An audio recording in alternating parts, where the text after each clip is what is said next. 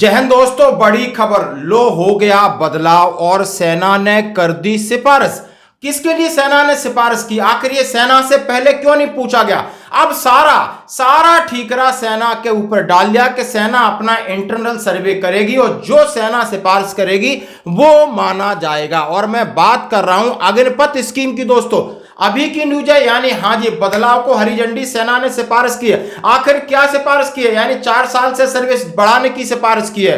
हाँ जी दोस्तों, उनको और ज्यादा पेड अलाउंसेस में बढ़ाने की सिफारिश की है दोस्तों। और सबसे बड़ी सिफारिश है अब ज्यादा से ज्यादा परमानेंट करने की सिफारिश की। तो आपको वीडियो पूरा देखना होगा। जैसा कि हमने कल आपको चलाया था कि सेना को एक इंटरनल सर्वे की बात की है, 10 सवाल दिए और वो 10 सवाल आप पूछे, भर्ती करने वालों को पूछे और जो ट्रेनिंग करने वालों को पूछे, यूनिट में ओहदेदारों को पूछे, इंडिविजुअल से पूछिए, उनके दोस्तों से पूछिए, जो पुराने लोग हैं जो परमानेंट वाले उनसे पूछिए। अब उन सारे सवालों से पूछ करके सेना ने अपनी रिपोर्ट और सिफारिश कर दी। दोस्तों ये खेल है क्या? यानी उनको पता चला है कि एनडीए गवर्नमेंट जैसे ही दोबारा बनती है और सहयोगी दल इस बात को कहते हैं कि ये जो आपने अग्निपथ स्कीम का जो पैरामीटर है वो सही नहीं, इससे नुकसान हो रहा है, सेना का हो रहा है, देश का हो रहा है और राजनीति का भी नुकसान हो रहा है। तो इसके लिए उन्होंने सोचा कि सबसे पहले अपना वो कलंक मिटाया जाए जो कि कहा कि कम से कम सेना को तो पूछ लेना चाहिए था ताकि सेना जिम्मेदार रहे। आप बिना सेना को पूछे आपने अग्निपथ स्कीम लागू की अपने पेंशन बिल को कम करने के लिए। अब सारी बात घुमा फिरा के सेना पर डाल दी। यदि काम ये पहले हो जाता तो आपकी इतनी किरकिरी नहीं होती।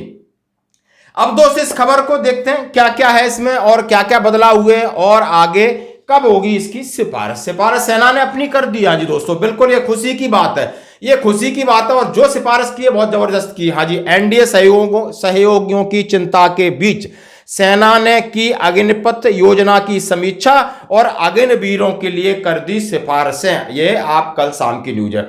लोकसभा चुनाव 2024 के रिजल्ट आने के बाद एनडीए के सहयोगी पार्टी जनता दल यूनाइटेड और लोजपा ने अग्निपथ योजनाओं को लेकर चिंता दिखाई थी। इन्होंने सरकार से योजना की समीक्षा करने का आह्वान किया था और इससे पहले सेना ने अपनी गुगली फेंक दी थी कि सेना ने कहा भैया सेना अपना इंटरनल सर्वे करे, हमें रिपोर्ट दे, और रिपोर्ट का आधार मैंने आपको बता दिया। इन चिंताओं के बीच अग्निपथ योजना की समीक्षा की। सेना के इस प्रयास का उद्देश्य सुनिश्चित करना है कि अग्निवीरों को शामिल करने में समस्या न आए और परिचालन दक्षता बनी रहे। बिल्कुल दोस्तों, सॉलिड चाहिए, यानी सेना कमजोर ना हो, परिचालन दक्षता हो, सेना की स्ट्रांगनेस हो और बिल्कुल जो लोग हैं किस तरीके से हमारे साथ एडजस्ट होने चाहते हैं, यानी ग्राउंड में किस तरीके का काम, उनका मनोबल सारा परखने के बाद सेना ने कहा ये होगा तो कोई प्रॉब्लम नहीं होगी। तो सेना ने क्या कहा है? रक्षा एवं सुरक्षा प्रतिष्ठानों के सूत्रों के अनुसार सैन्य बल और रक्षा मंत्रालय द्वारा अग्निपथ योजना की उपयोगिता का आकलन किया जा रहा है। भारतीय सेना ने अग्निपथ योजनाओं को बेहतर करने के लिए कुछ सिफारिशें दी हैं। सेना ने कहा है कि 4 साल की सेवा पूरी करने के बाद अग्निवीरों को नियमित सेवा में शामिल करने का प्रतिशत मौजूदा 25% है, इसको बढ़ा के 60 से 70% किया जाए और जो सेवा अवधि है 4 साल की मिनिमम उसको 7 से 8 साल किया जाए। यानी 2 बदला, यानी जो परमानेंट होने वाले हैं लगभग 60 से 70 के बीच में होंगे और 4 साल में आकलन नहीं होगा, उनका आकलन होगा 7 से 8 साल में ताकि उनका ग्रेच्युटी भी मिल सके। अग्निपथ योजनाओं को लेकर भारतीय सेना द्वारा की गई सिफारिशें तकनीकी क्षेत्र में अग्निवीरों के लिए प्रवेश आयु बढ़ाकर 23 साल, यानी आप समझ सकते जो टेक्निकल ट्रेड है वो भी 21 के अंदर थे, अब उनकी एज बढ़ा दी गई, 23 साल कर दी गई है।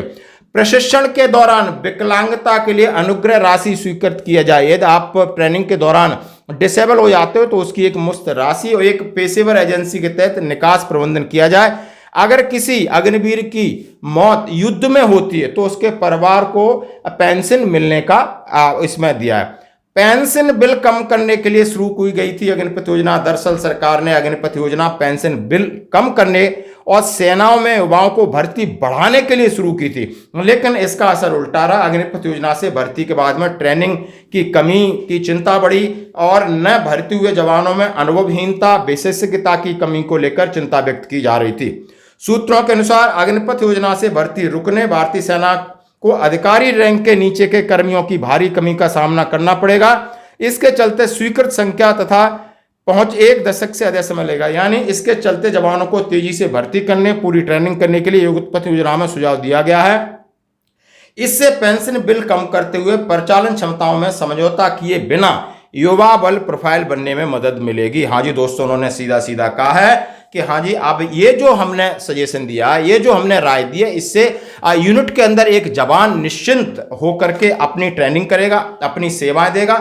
7-8 साल सर्विस बहुत हो जाती है, उसके बाद पैसा होगा, ग्रेच्युटी होगी, और उसका जो भी लड़ाई में, ट्रेनिंग में कहीं नुकसान होता है शरीर को, या लड़ाई में उसकी बलिदान होता है, तो उसको पेंशन मिलेगी, घर वाले भी सिक्योर रहेंगे, शहीद का दर्जा मिलेगा, यानी सारी चीजें मिलेंगी। और निस्संदेह तरीके से जब वो सेना से जितने भी लोग छोड़ते हैं और उनके लिए दोबारा रिजर्वेशन होगा, यानी अब नो टेंशन, नो टेंशन और नो टेंशन। हाँ जी दोस्तों, जबरदस्त खबर है, जबरदस्त सिफारिश है, हम इसका बिल्कुल स्वागत करते हैं। इतना तो नहीं होना चाहिए था। सूत्रों के अनुसार थोड़े से बदलाव से अनुभव का मुद्दा हल हो सकता है। पुरानी भर्ती योजना के तहत किए गए कर्मी आमतौर पर 35 साल में रिटायर्ड हो जाते हैं। जिन लोगों को सुबेदार या सुबेदार मेजर के पद पर पदोन्नत किया जाता है, वो 52 साल तक सर्विस करते हैं।